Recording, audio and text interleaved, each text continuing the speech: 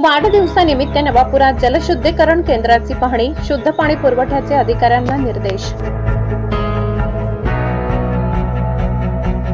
नवापूर शहरातील नागरिकांना स्वच्छ, सुरक्षित आणि नियमित पाणी मिळावे यासाठी नगराध्यक्ष जयवंत जाधव यांच्या नेतृत्वाखाली पालिकेच्या जलशुद्धीकरण व मुख्य पाणी पुरवठा केंद्राची प्रत्यक्ष पाहणी करण्यात आली।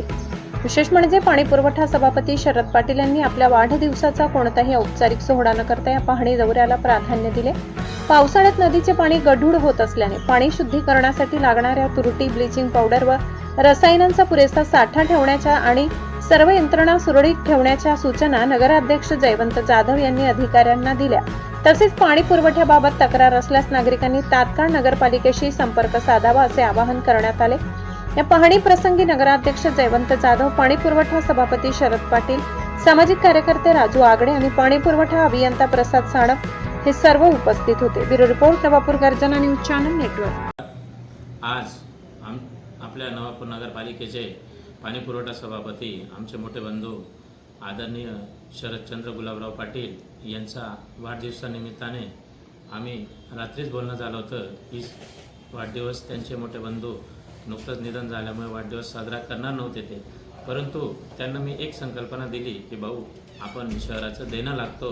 नवापूर नगरपालिकेने आदरणीय भरत भाऊ यांच्यावर विश्वास ठेवून फार मोठ्या मतांनी राष्ट्रवादी काँग्रेस पक्षाचे नगरसेवक, नगराध्यक्ष यांना निवडून दिलेले आहे। तर शहराचं देणं लागतो म्हणून तुमचा वाढदिवस जर साजरा करत नसतील तर तुम्ही आणि मी आणि आपली नगरसेवकांची टीम, आदरणीय उपनगराध्यक्ष नरेंद्र भाऊ बाहेर असल्यामुळे ते नाही येऊ शकले नाही, परंतु आमची सर्व टीम तिथं आज जागेवर जाऊन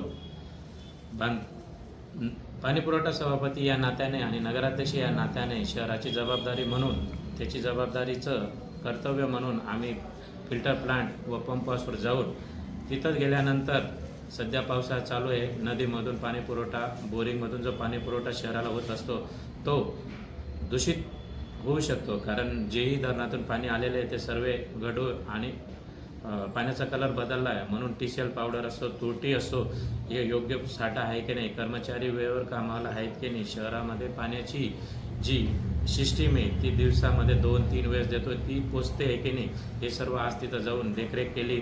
तिथं त्या प्रेमायसेसमध्ये जे गवत, तण वाढलेले आहेत, झाडांच्या फांद्या वाढलेल्या आहेत, त्या छाटण्यासाठी, तिथं तणनाशक फवारा मारण्यासाठी, आणि जर लाईट गेली तर त्याला पर्याय योजना म्हणून सोलरच्या ज्या प्लेट आहेत त्या योग्यरीती त्यांचं मेंटेनन्स केलं जात आहे किंवा नाही, व जर लाईट गेली तर त्यासाठी पाणी पुरवठा करण्यासाठी पर्यायी व्यवस्था काय आहे, जनरेटर वगैरे ज्या इत्यादी आवश्यक बाबी आहेत त्या सर्व तपासून पाहिल्या।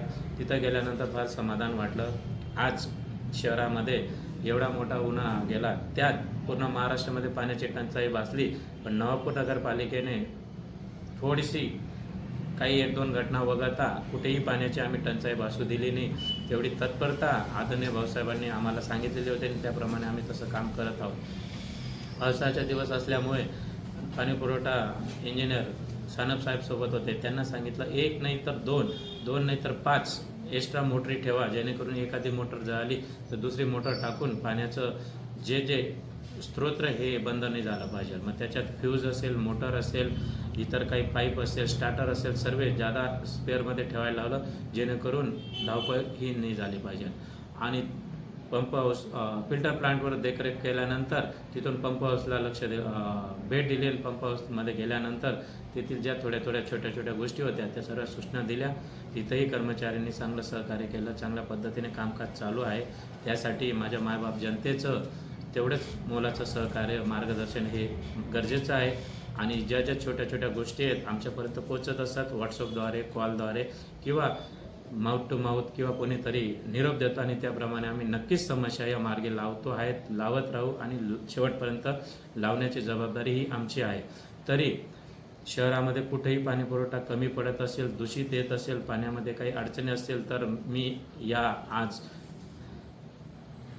व्हिडिओद्वारे आपल्याला परत विनंती करेल की कुठेही पाण्याची काही समस्या असेल तर त्या नक्कीच नगरपालिकेपर्यंत पोहोचवा। आम्ही त्या नक्कीच मार्गी लावू आणि आपली सेवा करण्याचं व्रत हे आम्ही हाती घेतलं आहे, ते शेवटपर्यंत नक्कीच 5 वर्षापर्यंत पूर्ण करू, हीच या व्हिडिओ माध्यमाद्वारे मी आपणास नम्र विनंती करतो। जय हिंद, जय